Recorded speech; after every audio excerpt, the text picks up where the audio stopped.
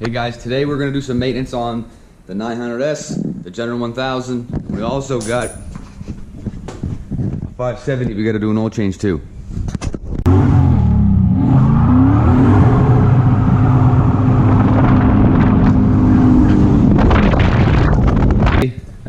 Today we are going to go at a friend of mine's bike. I'm gonna go over to the paint booth side because there's no room over there, but we are going at my buddy's bike. It's a 14 through 20 570. I don't know specific year. I'm thinking 17 or 18 maybe. Wicked color scheme on it, really like it. Neat mud and bugger tires. And he's going ahead with a full AMSOIL fluid changeover, what you could say, I guess. So basically, AMSOIL engine oil. We do have a filter for it as well. And then we're going to swap over front and rear diffs to the powertrain fluid here from AMSOIL. It says it's good to replace Polaris drive demand fluids and AGL gear case and transmission fluids. So I don't necessarily want to do the transmission just because it's a low mileage bike, I think. Let me double check that here.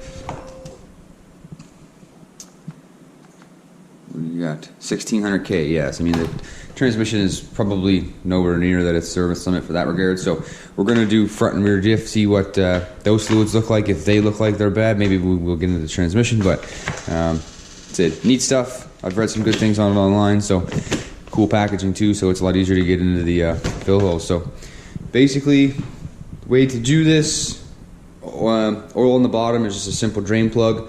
The oil filter is right down in here. If you get it from the passenger side, it's a lot easier to get yourself into. Front diff is just a drain bolt on the bottom. It's a 6mm Allen key, and then one bit. I think it's an 8mm bit that gets you to the fill hole, which I can't see because Weezy has a wedge plate in the way. Yeah, that's going to make it fun to put fluid in that front diff. Either way, it's up there, so that needs to get cleaned out. So as you can see, filters right down in there. And then rear diff, the same deal.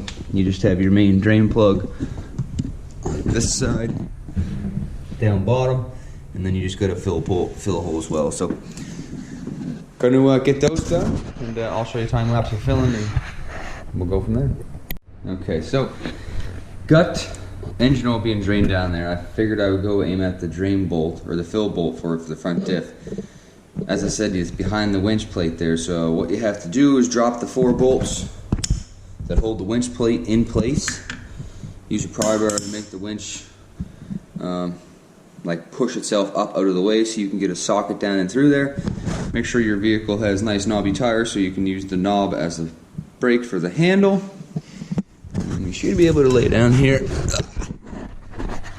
see the drain bolt right here. Probably a wee dark, but we're gonna go right here. So we're gonna get that sucker out and get the fluid out.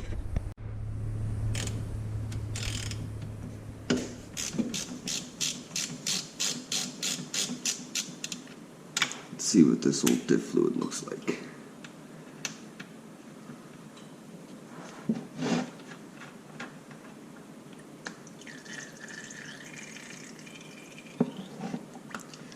Not bad, really. There definitely is some sludge on there, but nothing that would concern me for a 1600 mile rig.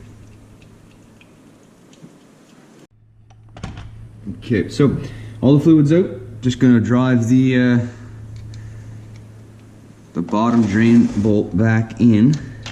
Make sure you give the end of it a good wipe just to get any residue off it or any of the little shavings. These only go, I think it's 19 foot-pounds, so these don't have to go very tight. They are O-ring seal, so just make sure you just give them a little snug. Don't need to be crazy, and that basically covers that. Next line of action is going to be to get a hose to go down through to fill the fill hole. We'll be able to put our fluid in. Basically what we're trying to achieve here is to fill it till the fluid comes out of the hole, and then put the drain bolt back in, and that is filled to a proper level. So let's go. Okay, so got a hose in there. Same deal. I'll have to see if I can brighten this video. But got a hose in there. Just bring it up through the hole here towards the radiator. I've already squeezed a bunch out of the bag, and it's already brought itself out. You can see a little wet spot across the bottom of the diff. So basically at that point, there's no need to keep filling it. Once it comes to the level, you know what I mean, it's basically at the level of the threads in there, and it's just dripping out. So at that point, as I mentioned, no need to keep going any further. You're good to basically reach in, toss the fill hole back, or fill cover back in, and we should be good at this point to put the front winch plate back on and go ahead and get the oil in this thing, and then get the rear diff done as well. So I'll get this cleaned up and keep moving. Alright, winch plate's back in tight. Drain bolts or drain and fill bolt are tight.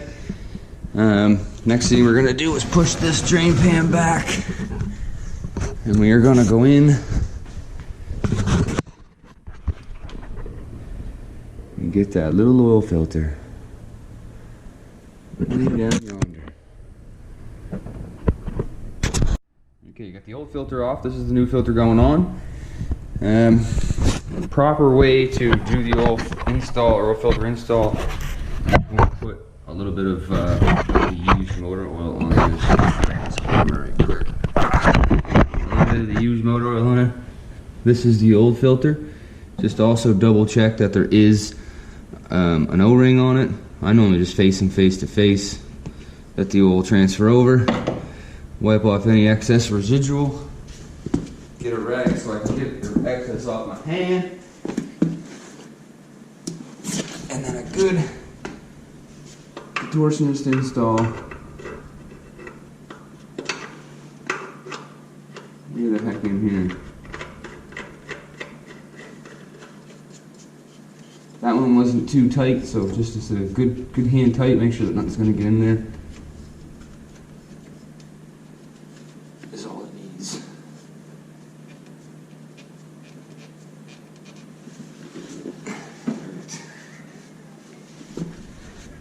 That'll take care of the oil filter replacement. Now let's get on to putting the oil in. Alright, so if you have one of these bikes you're familiar with where you check the oil from in the first place, basically what you got to do is pull the inspection plate out. You're going to get access to the dipstick that just shoots down in there, and that will be your fill hole as well. So these bikes basically take two full quarts of oil. What we're using for oil today is AMSOIL 550. It's developed for use in ATVs, players specific. Seems to be good stuff. Never really been opposed to AMSOIL. Seems to be good shit. So we're going to get these off, get them installed, or get the caps off, get it poured in, and then we're going to push the bike forward and get the rear diff done.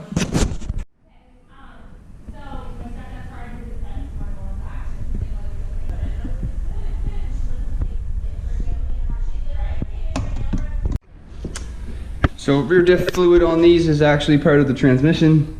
So we are aiming for a 8mm Allen key bolt. Same deal right here on the transmission. I watched a video that says make sure you clean the bike off, and the bike was like absolutely immaculate. It was a brand hammer new bike.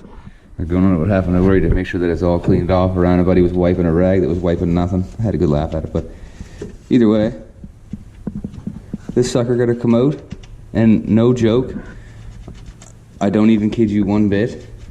Look, the ratchet is still in my hand. I haven't touched this with a ratchet yet. I just went to clean it off, and it come out by hand. Where the hell did that just fall to? Probably in my rag. Or underneath these crazy big muddy tires. That's lovely. Like there's still dirt in the hole. Obviously I didn't put a socket in it. And that was finger tight. Interesting. The drain one for this is down yonder, right here. That one is not loose. It's a good start. Let me set this camera up right quick. Snap the fluid into this one. I feel like I'm gonna break that camera one of these times. This one, same deal, is right here. Probably too big of a ratchet. I don't need the extension.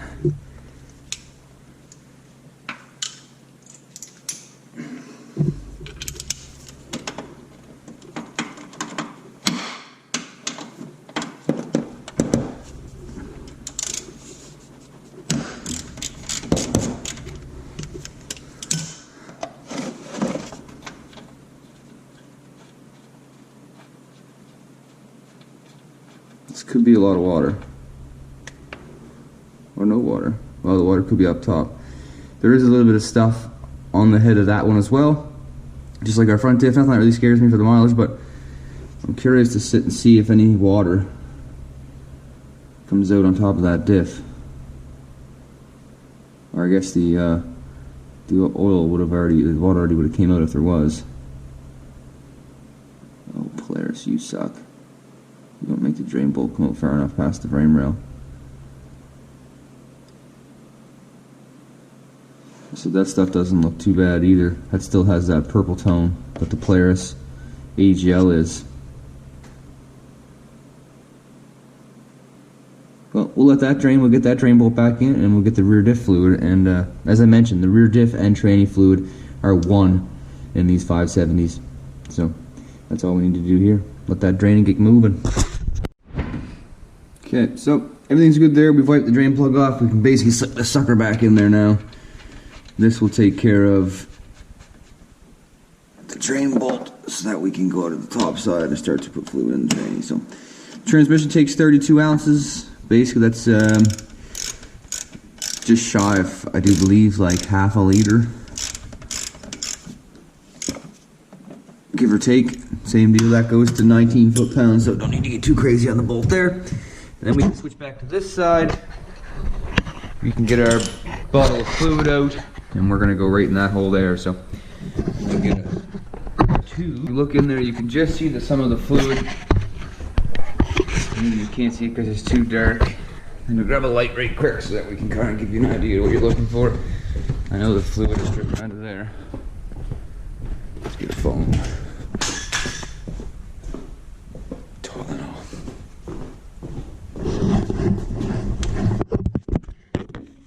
So see the fluid coming out of the hole there. Basically that means that our level of fluid is to the top of the threads, which is what's recommended from Polaris. So at this point we can just put the drain bolt back in. If there is a little bit coming out still, there's no big concern. A little overfill isn't a bad thing, and really you can't overfill it too much because it's just dumps itself back up the hole. So we'll put the drain plug in and keep moving. Got the bike jacked up, so got the oil in it, got the rear diff fluid in it, just checking bearings and stuff. There's no play in that bearing. Nothing's really loose in the back of the bike. Same thing, that bearing's nice and tight. Nothing to really be heavily concerned about at all, really.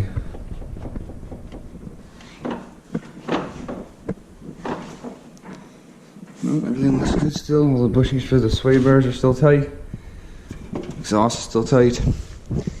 Everything looks good there, so we'll put the front or back down and jack the back up. We'll put the back down and jack the front up. On the front side of the bike, we got a couple little things here. When we look into the inner joints, when we go with the bars, the inner tie rod there, if you can see, it has some play on the inner shaft. So I'd like to recommend a tie rod upgrade kit. And another spot we got is, if you look right where the lower control arm bolts go through, you can see the actual arm is moving like that lower joint's bad, or the bushing shot. So we'll have to recommend that to him as well. That could have been the feeling that he is feeling.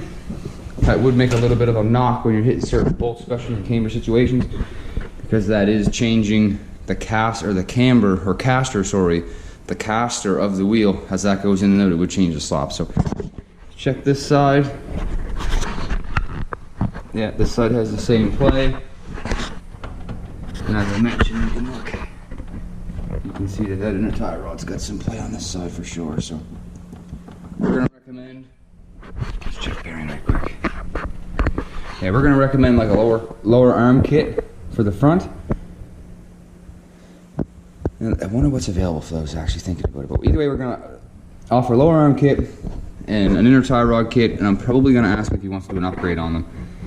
As you guys mostly know, some of these kits that like All Balls create sometimes aren't the best for replacements. For longevity aspects, you just end up replacing them twice. So we'll see what he wants to do in that regard. Otherwise, we are going to put this bike back on the ground, get it fired up, make sure the oil is right, and send this one on its way.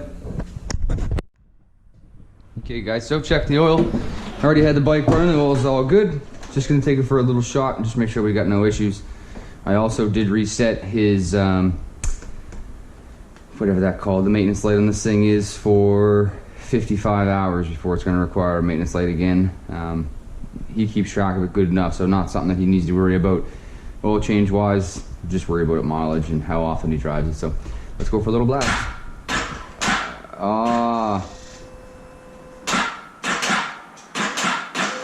He's got a pull start. No.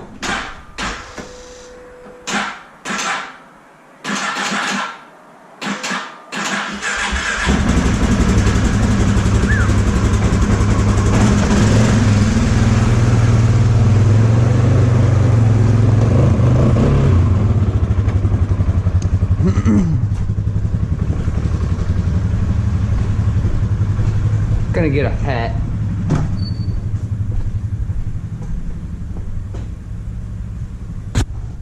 If I can put my hat on without screwing the camera up anyway, that should work.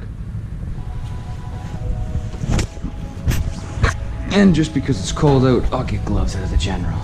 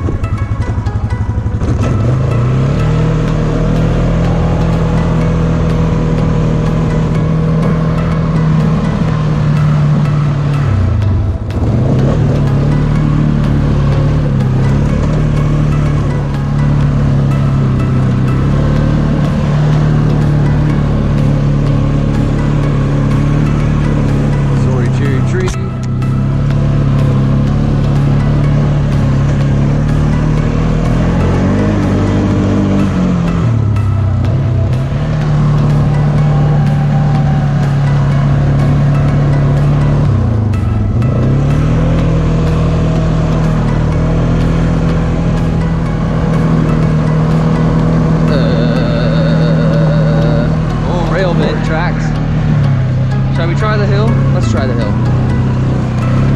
So this is normally our entrance into the yard in the summer, but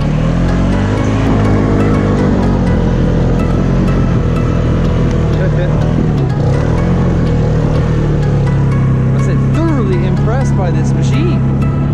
It's got to be the tires.